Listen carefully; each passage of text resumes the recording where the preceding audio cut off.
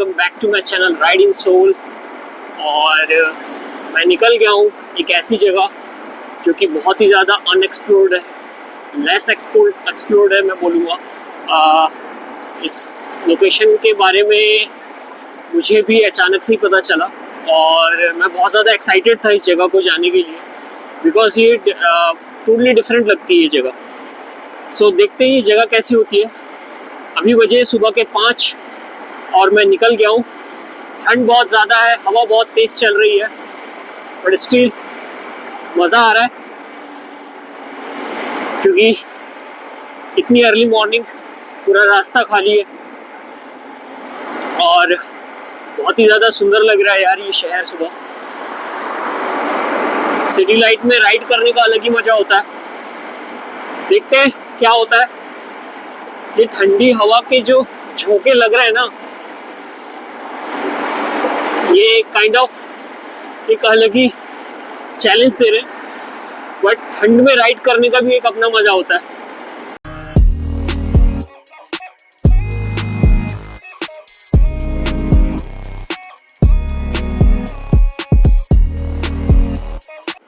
हल्की हल्की सुबह होने लगी है। जो सामने जो फॉग मुझे दिख रहा है वो काफी ज्यादा है और देखते हैं आगे कितना और फॉग मिलता है और कितनी देर तक मिलता है। आई थिंक जब सनराइज हो जाएगा तब जो फॉग है थोड़ा धीरे धीरे छटने लगेगा। मुझे मतलब एक रियलाइजेशन की टाइप लगी कि मैं हमेशा जब भी राइड करता हूँ तो कुछ टाइम मेरे दिमाग में सिर्फ डेस्टिनेशन चलता है कि यार वो डेस्टिनेशन तक मुझे पहुँचना है, बट इस बीच में मैं ये भूल जाता हूँ कि जो जर्नी है, जो राइड है, जो रास्ता है, उसको भी तो एंजॉय करना है यार। तो मेक श्योर करना है कि सिर्फ डेस्टिनेशन एंजॉय नहीं करना है। As a moto blogger I mean, मुझे डेस्टिनेशन के साथ साथ राइड, रास्ता और जर्नी, इसको भी एंजॉय करना है। That is also equally important.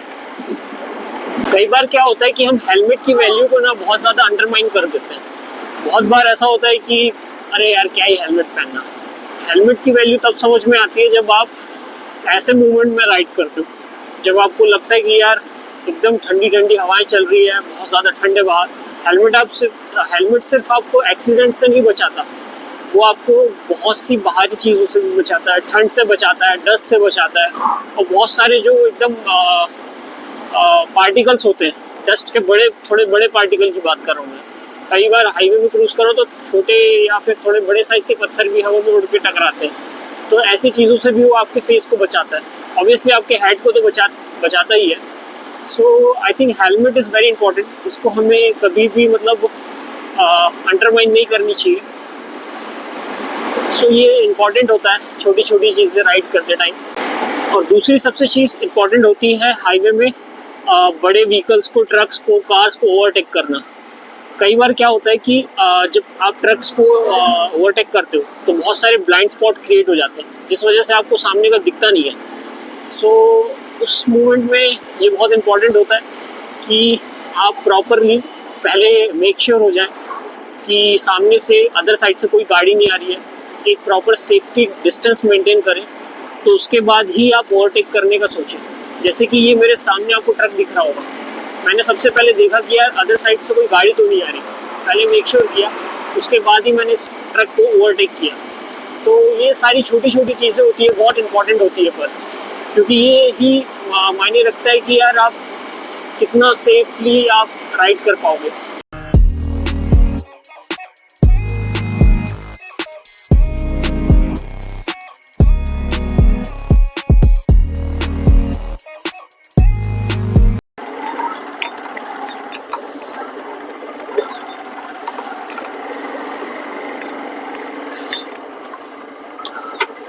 सो ये है परगी। फाइनली मैं पहुंच गया हूँ और आप देख पा रहे होंगे मेरे सामने एक विंड टर्बाइन और सनराइज होता हुआ। इतना ब्यूटीफुल व्यू आ रहा है यहाँ से। यहाँ पे बहुत प्यारे प्यारे विंड टर्बाइंस लगे हुए हैं जो दिखने में बहुत ज़्यादा सुंदर है। बहुत प्यारी जगह है यार, इट फील्स वेरी नाइस। अब थोड़ा आगे जाकर देखते हैं हाइट से कि ये कैसा होता है।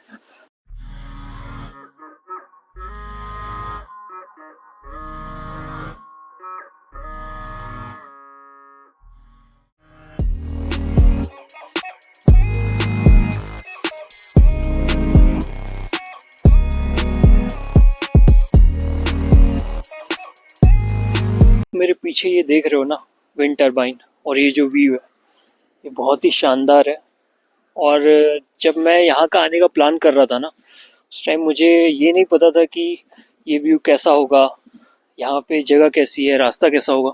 बट यहाँ आने के बाद एक चीज़ तो रियलाइज़ हो गई है कि this is a beautiful place. And मैं एक बार तो आप सबको सजेस्ट करूँगा कि जब भी आपका प्लान बने तो परगी ज़रूर आए।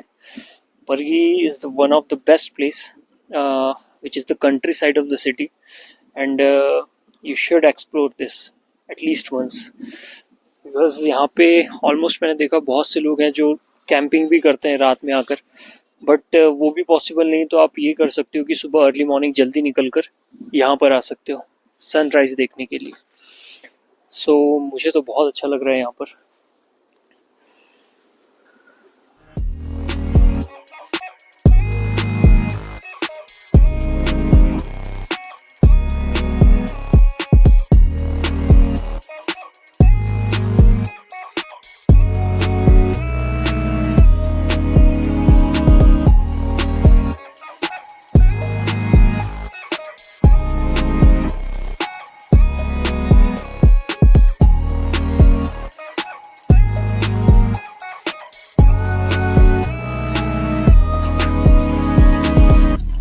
ये जगह कोई सपने से कम नहीं है। ऐसा लगता है जैसे कि आसमान और ज़मीन दोनों एकदम मिल गए हों, क्योंकि बादल और ये जो हाइट पे ये जो जगह बनी हुई है, ये दोनों ऐसा लगता है कि आपस में मिली हुई है। इतना प्यारा व्यू होता है यहाँ पर। आई डोंट नो कि यहाँ का सनसेट कैसा होगा, बट सनराइज़ तो बहुत ही ब्यूटीफुल है।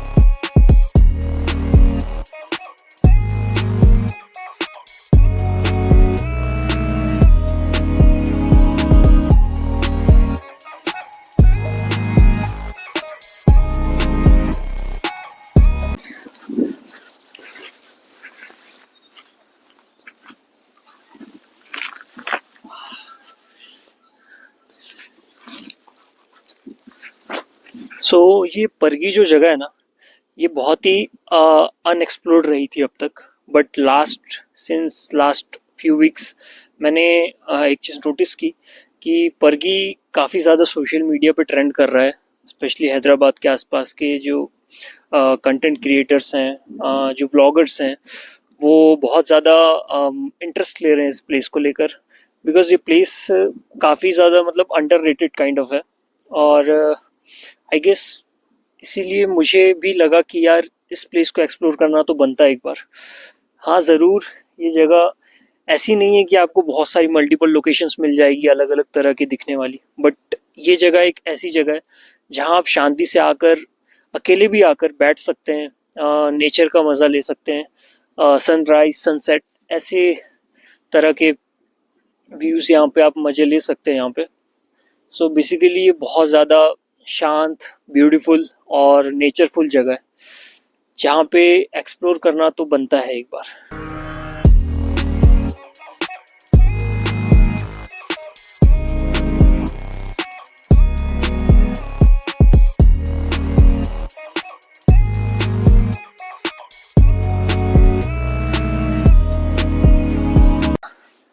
यहाँ पे बहुत सारी फसलें दिख रही है मुझे। आई थिंक एक टाइप से ये एग्रीकल्चर लैंड भी है। आई डोंट नो ये क्या लिखा है यहाँ पर, बट आई थिंक इस लैंड ओनर का या फिर जो एग्रीकल्चर जिसने यहाँ पे किया है उसकी इंफॉर्मेशन शायद उसने इस बोर्ड पे लिखी हुई है। और यहाँ से दूर दूर तक के जितना भी देख रहा हूँ खुला मैदान है, और उन खुले मैदानों में ज़्यादातर कुछ जगह पे तो एग्रीकल्चर लैंड दिख रही है और कुछ छोटे छोटे टाउन्स भी दिख रहे होंगे आपको यहाँ पे। तो इस तरीके से यहाँ पे जो एरिया है, ये परगी का जो एरिया है ये फैला हुआ है। और ये area I mean one of the best है एक्सप्लोर करने के लिए। अगर आप फैमिली के साथ आते हो, फ्रेंड्स के साथ आते हो, बहुत ज़्यादा मज़ा आया, काफ़ी कुछ देखने को मिला और फुल ऑफ ग्रेट एक्सपीरियंस था मेरे लिए तो ये। और देखते हैं अब क्या करना है, क्योंकि अब लगी है भूख, अब रिटर्न होकर खाना खाना पड़ेगा, कि भूख पूरी करना भी ज़रूरी है। तो फिर देखते हैं। So let's go.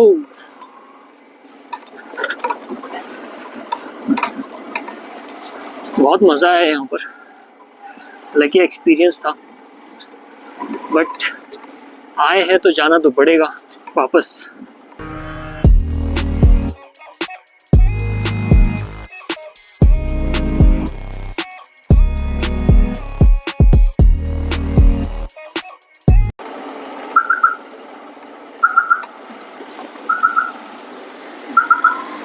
तो ये मिल गया है ब्रेकफास्ट पॉइंट। ब्रेकफास्ट करना ज़रूरी है, बहुत भूख लग गई है। ये बन रहा है अपना डोसा। सो ये आ गया अपना डोसा, अब इसको खा के अपन निकलते हैं।